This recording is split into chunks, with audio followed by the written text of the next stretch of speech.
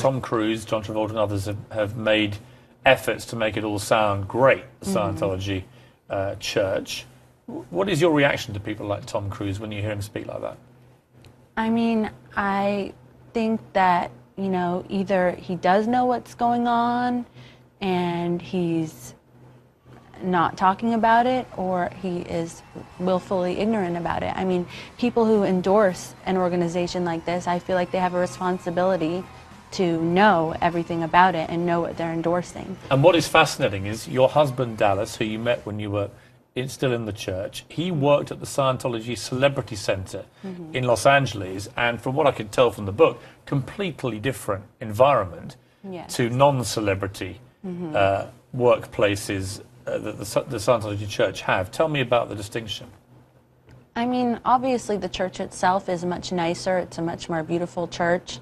I mean, yeah, celebrities have their own private entrances. You know, there's beautiful restaurants there. They have their own classrooms. Any child labor? Things like that you wouldn't run across there. Things with that are not dealt with at that church. So members from there who get in trouble, they get sent to another location to be dealt with. So they would never run into that sort of thing and be like, oh, what's happening there? Do you think these celebrities are being duped? I think that partially, and, you know, I mean, this information is out there. It's on the internet, it's on TV, and so, you know, it is out there. So part of it, you know, must be some sort of willful eventually ignorance. Break out of the church, but you're left in there. How did that feel to you? Well, at the time, it was my decision to stay, you know. Unfortunately, I hadn't seen my parents throughout so much of my life. I mean, from when I was 12 until I was 18, I saw my mom 2 times the entire time. In 6 years? Yes, yes, when I was a child. And so by the time they wanted to leave, I had sort of built my life around my friends, and I was brainwashed, you know. The church was my life, and I wanted to stay there. Your uncle, David Miscavige, is the leader of the Church of Scientology. Did you have much to do with him through this period? I mean, I definitely saw him throughout. I had a closer relationship with his wife, my Aunt Shelley, and I definitely spent I definitely saw her far more than I saw my own mom. Is he an evil man? Yes. I mean, as you'll read in my book, like, he has both sides, though, you know. Like, when I was younger, growing up, you know, you sort of see a different side of him, but then you see how things gradually change. And I don't know if that was an evolution of his personality or if it was how he, you know, talked to me as a child and then as I became an adult, you know. And in terms of how the evilness, if you like, manifested itself, how would you articulate that?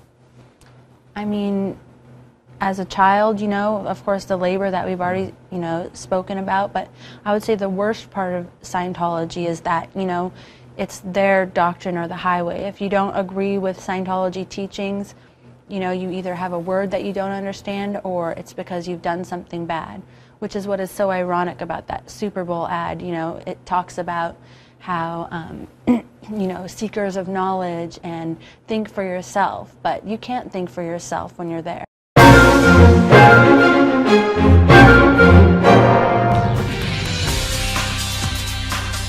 Scientology makes headlines for its Hollywood A-list members like Tom Cruise and John Travolta, and for being a religion shrouded in mystery. But now a young woman with family ties to the leader of Scientology is talking about growing up in the controversial church in her new book, Beyond Belief, My Secret Life Inside Scientology and My Harrowing Escape.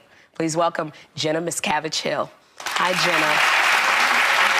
Welcome to the show. Thank you. You know, now all 4 of your grandparents were Scientologists. Today, your uncle David Miscavige is the leader of the church.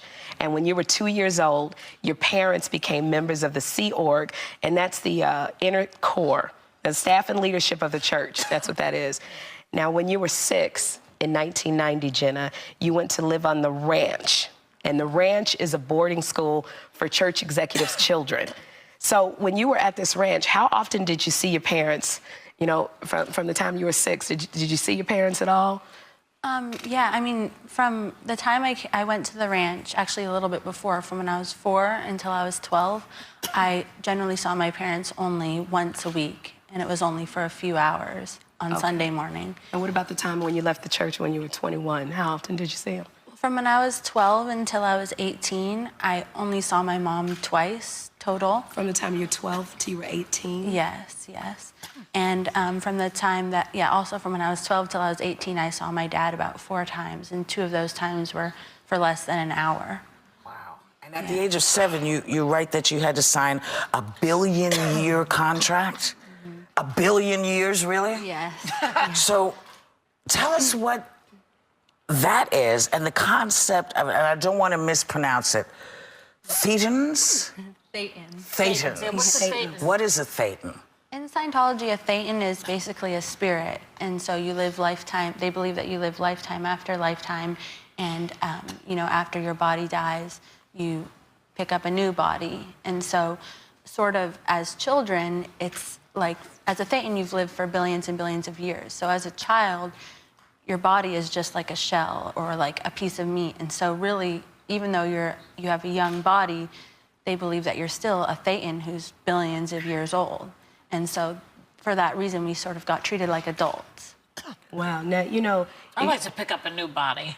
It'll be a thing. Yeah. Now, when you were growing up on the ranch, now this ranch closed in 1999, you write that you had no relationship with people outside the church. And you guys called outsiders wogs. Yeah. You called them wogs. And you say that your days at the ranch were spent studying, doing physical chores. That's what. Now, the Church of Scientology, they gave us these pictures of the ranch that we're seeing right now. Now, I gotta say, it looks really pretty. It looks great. It looks normal.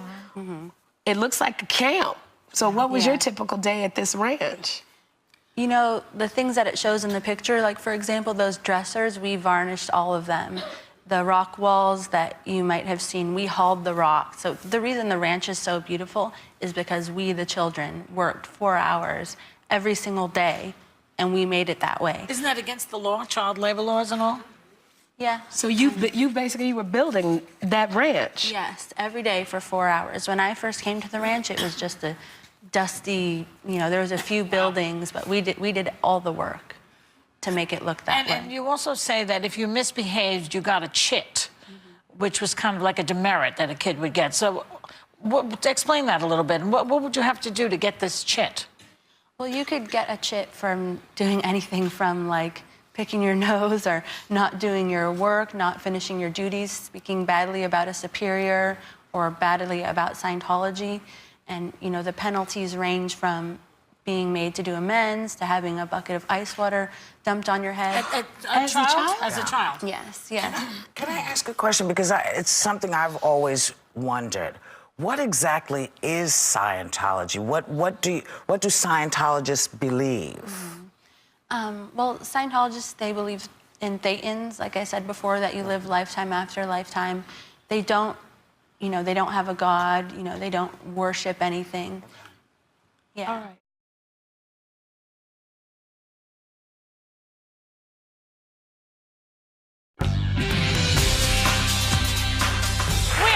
With Jenna Miscavige Hale, the author of the new bombshell book, Beyond Belief, My Secret Life Inside Scientology and My Harrowing Escape. So, Jenna, you know, you talk about celebrities. There are celebrities within Scientology. We all know who they are at this point. Tom Cruise, John Travolta. And you say that they're treated differently. How so? The Scientology experience that celebrities experience is completely different than the average public Scientologist. For one thing, they have their own church, which is so much more beautifully decorated alone than every other church. They have their own private entrances, they have their own private classrooms, they're only allowed to have certain auditors, the most highly trained, and that sort of thing. I would say one of the main things is that they're not constantly bombarded for requests for donations or... They're not? No, they're not. Not in the way that the average public Scientologist is, which is... It's interesting because they have a lot more money, too. Yeah, exactly. Do their children also go to the camp? No, because the ranch is more for Sea Org, is for Sea Org children.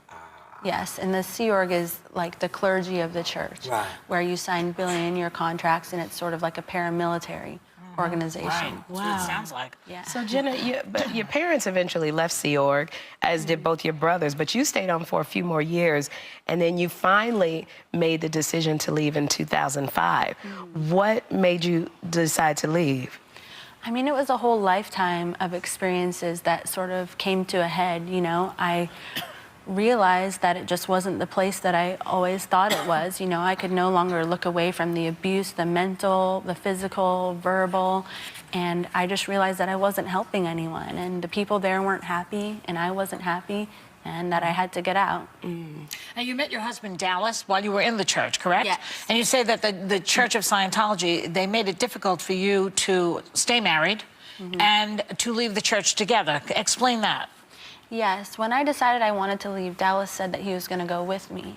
And in the following weeks, they actually were pulling him aside in secret meetings and telling him bad things about me, bad things about my family, and trying to convince him to stay, and even told him that if he didn't stay, that he would not be able to speak to his family. Oh, wow. And it actually, yes, and it got to the point where I was at the airport about to leave, and he told me all of this. And their plan sort of backfired on them, and the next day we wound up leaving together, and we've never looked back. I have to ask you, are you worried about the reaction the church has to your book?